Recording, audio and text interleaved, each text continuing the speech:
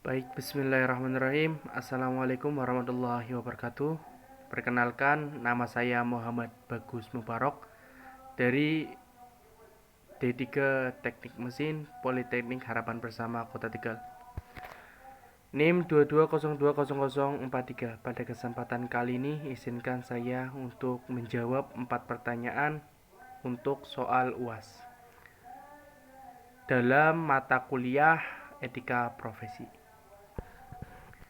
Untuk soal yang pertama, apa yang saudara ketahui tentang etika profesi? Jelaskan secara mendalam. Menurut saya, etika profesi merupakan prinsip moral, nilai, dan aturan yang menjadi pedoman perilaku bagi individu yang menjalankan suatu profesi tertentu. Etika profesi mengatur bagaimana seorang profesional harus bertindak dalam situasi yang terkait dengan pekerjaannya, berinteraksi dengan klien, rekan kerja, atau masyarakat. Intinya, dalam etika profesi tersebut, setiap individu itu harus dituntut melakukan pekerjaannya dengan profesional, tidak memandang apapun, dan harus bertindak cepat dalam suatu situasi apapun. Baik, untuk selanjutnya soal nomor 2.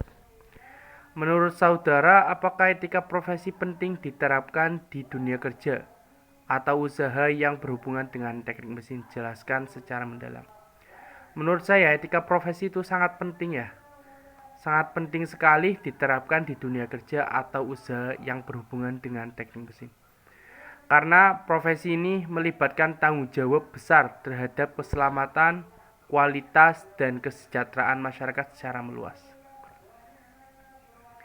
Teknik mesin tidak hanya berkaitan dengan inovasi dan efisiensi teknis, tetapi juga dengan tanggung jawab sosial dan lingkungan, di mana keputusan yang diambil bisa berdampak besar pada manusia dan lingkungan. Penerapan etika dalam bidang teknik mesin mengarahkan pada insinyur untuk berperilaku dengan integritas, transparansi, dan kehati-hatian, sehingga melindungi masyarakat dari potensi bahaya yang bisa timbul dari kesalahan desain, manufaktur, atau operasi. Jadi intinya bahwa setiap individu itu harus berhati-hati ya dalam melakukan suatu pekerjaan. Karena di dalam etika profesi itu di dalamnya terdapat yang namanya K3. Apa sih K3? K3 adalah keselamatan, kesehatan kerja. Bisa disebut seperti itu. Untuk soal selanjutnya, soal nomor 3. Apa yang saudara dapatkan dari perkuliahan etika profesi selama 1 semester? Jelaskan secara mendalam. Mungkin yang saya dapatkan dari Bapak Steven itu sangat banyak ya. Tapi yang saya ambil itu hanya beberapa. Mungkin yang pertama itu ada rasa tanggung jawab. Dalam hal ini, etika profesi adalah kesadaran dan komitmen individu terhadap kewajiban moral, profesional, dan sosial yang melekat pada pekerjaan atau profesi.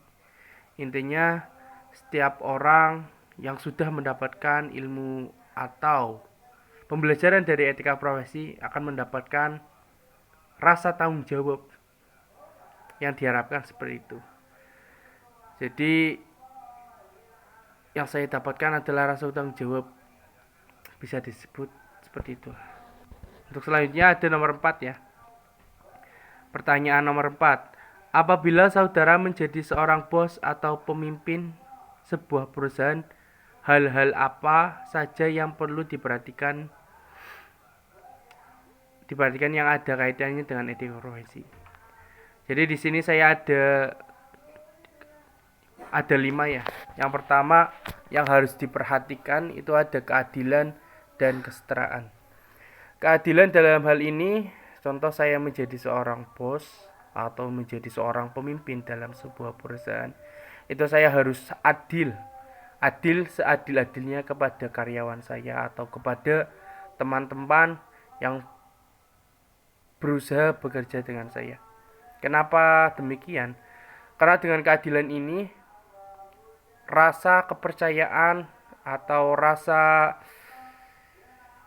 tanggung jawab atau rasa kepercayaan dari seorang bawahan atau seorang karyawan akan menjadi bom atau menjadi kekuatan untuk diri saya menjadi seorang pemimpin. Yang kedua ada transparansi. Dalam hal ini transparansi itu contoh di perusahaan itu terdapat laporan keuangan, contohnya seperti itu. Laporan keuangan mengenai laporan pertanggungjawaban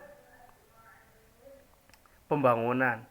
Nah, di situ saya sebagai pemimpin juga harus melaporkan mengenai biaya yang dikeluarkan ataupun biaya-biaya yang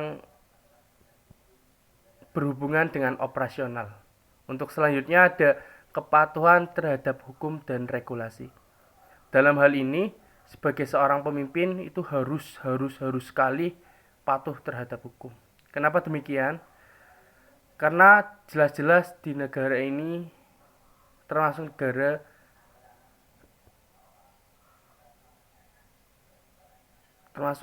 yang ada peraturan hukumnya ya. Jadi saya sebagai pemimpin tidak boleh membelok atau tidak boleh keluar dari peraturan tersebut agar tidak terjerat oleh undang-undang dasar atau tidak terjerat oleh hukum. Yang selanjutnya adanya kejujuran. Sebagai seorang pemimpin harus selalu jujur. Karena apa? Karena semua hal itu harus diawali dengan jujur. Agar dari karyawan itu bisa percaya kepada saya dan untuk perusahaan itu bisa lebih besar. Dan yang terakhir ada rasa tanggung jawab. Karena sebagai pemimpin itu harus mempunyai rasa tanggung jawab. Kenapa demikian? Ya karena agar di perusahaan tersebut, contohnya perusahaan milik saya itu tidak terbengkalai atau tidak rusak karena hilangnya tanggung jawab. Mungkin untuk penjelasan dari saya cukup sekian. Kalau ada kesalahan mohon dimaafkan. Wabillahi taufiq wal hidayah. Wassalamualaikum warahmatullahi wabarakatuh.